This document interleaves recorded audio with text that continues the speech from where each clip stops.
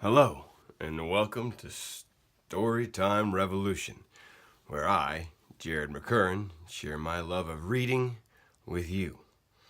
Today we're diving into Chapter 3 of the Jesus Storybook Bible, where every story whispers His name. This is written by Sally Lloyd-Jones and illustrated by Jago, and so far it's one of my favorite children's storybooks. My favorite children's Bible. I'm reading a few different ones to my children.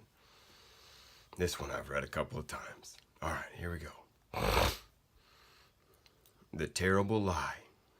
Adam and Eve lose everything. From Genesis 3. Adam and Eve lived happily together in their beautiful new home, and everything was perfect for a while, until the day when everything went wrong. God had a horrible enemy. His name was Satan. Satan had once been the most beautiful angel, but he didn't want to be just an angel. He wanted to be God. He grew proud and evil and full of hate, and God had to send him out of heaven. Satan was seething with anger and looking for a way to hurt God. He wanted to stop God's plan, stop this love story right there. So he disguised himself as a snake and waited in the garden. Now, God had given Adam and Eve only one rule. Don't eat the fruit on that tree, God told them. Because if you do, you'll think you know everything. You'll stop trusting me. And then death and sadness and tears will come. You see, God knew if they ate the fruit, they would think they didn't need him, and they would try to make themselves happy without him. But God knew there was no such thing as happiness without him, and life without him wouldn't be life at all. As soon as the snake saw his chance, he slithered silently up to Eve. "Does God really love you?" the serpent whispered. "If he does, why won't he let you eat the nice, juicy, delicious fruit? Poor you! Perhaps God doesn't want you to be happy." And the snake's words hissed into her ears and sunk deep into her heart, like poison. Does God love me? Eve wondered. Suddenly, she didn't know anymore. "Just trust me," the serpent whispered. "You don't need God. One small taste, that's all, and you'll be happier than you could ever dream." Eve picked the fruit and ate some, and Adam ate it too. And a terrible lie came into the world. It would never leave. It would live on in every human heart, whispering to every one of God's children, "God doesn't love me." And it wasn't a dream. It was a nightmare. A dove flew from Adam's hand. A deer darted in a thicket. It was as if they were frightened by something. A chill was in the air. Something strange was happening. They had always been naked, but now they felt naked and wrong. And they didn't want anyone to see them, so they hid. Later that evening, as God was taking his walk, he called to them, "Children." Usually Adam and Eve loved to hear God's voice and would run to him. But this time, they ran away from him and hid in the shadows. "Where are you?" God called. "Hiding," Adam said. "We're afraid of you." Did you eat the fruit that I told you not to eat?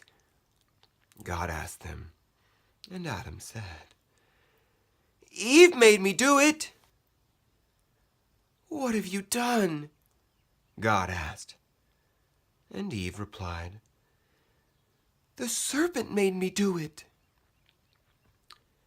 And terrible pain came into God's heart. His children hadn't just broken the one rule. They had broken God's heart. They had broken their wonderful relationship with Him.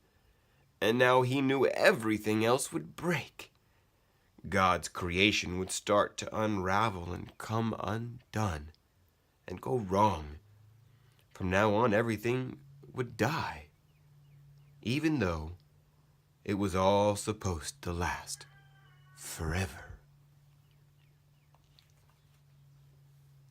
You see, sin had come into God's perfect world, and it would never leave.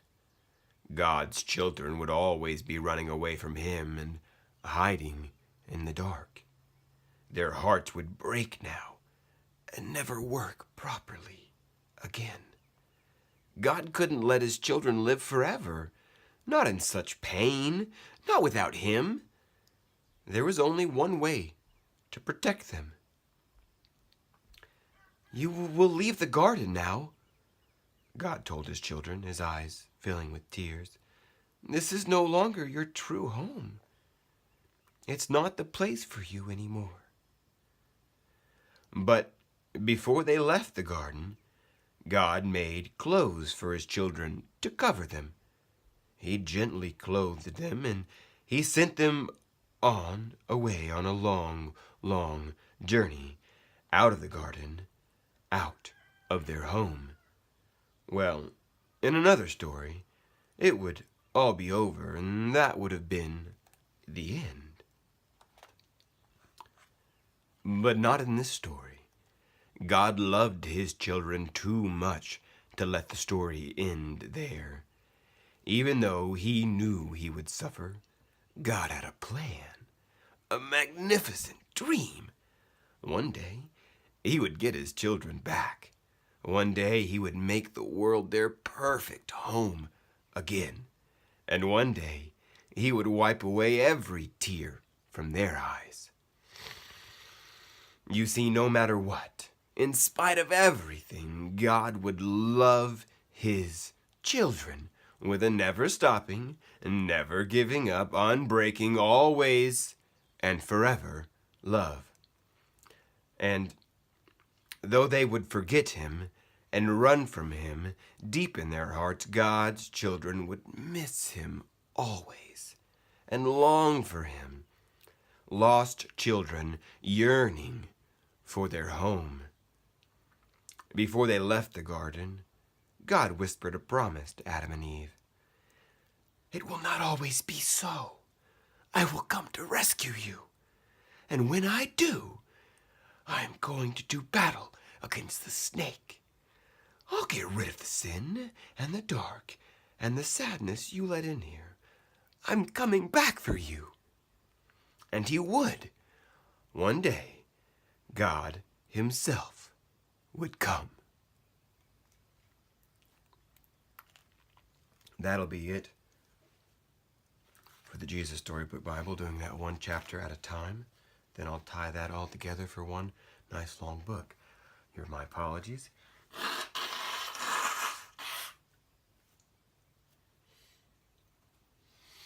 So, this is a donation-based program, channel, exercise, endeavor, my hero's journey, what I'm trying to give back to the world. I love this. I feel like this is going to be a beautiful thing, and I want to share it with the world. And I hope that I'm making it good enough. I really do. Because I want it to shine, because I'm not doing it for you, and I'm not doing it for me. I'm doing it for Him.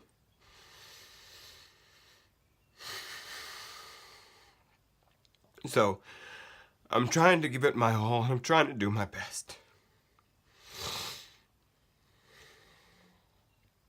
And I don't want to make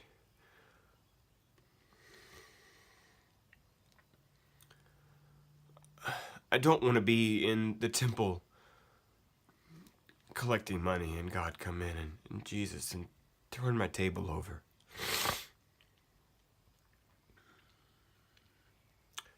I want to do it because I love him. And if I get rewarded for it, then so be it. And if you feel like I deserve a reward, or you feel like that you want me to keep doing this, really, because I want to, and if you want me to, I will. I've got a whole stack of books and bookshelves inside, and a mother who buys me books like every couple of months from library book sales, and they just keep coming into my life, and I want to share them. I want to give them back, and I want to give it to the world. And in time, I want to learn new languages and share in those languages and share those books. And I want so many things, but I have to create them. And I have to be worthy of this, because this is a serious undertaking. At least it is for me. So if you want to know more about me, you can check below. I've got this little thing written out in the descriptions. It's going to be in every video. It has all my information on there. It'll be on. I'll be starting a podcast soon. It'll be in my podcast as well. Warrior Monk Bard, Instagram, Biodynamic Warrior, Facebook. Also check me out on Tortoise Diaries here on YouTube. Maybe changing that soon. Not sure. I got a Twitter account, but I don't use it enough to remember it. I'm on a few other places, but that'll be plenty for now. God bless, and may your day be wonderful, and may you serve it unto his glory. Thank you for sharing this time with me.